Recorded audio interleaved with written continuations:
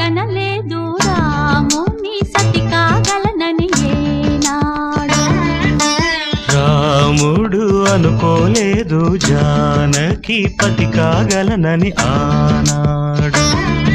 ఆనాడు ఎవరు అనుకోనిది ఈనాడు మనకు నిజమైనది. ఆ రామాయణం మన జీవన పారాయణం. రాముడు అనుకోలేదు జానకి పతి కాగలనని ఆనాడు.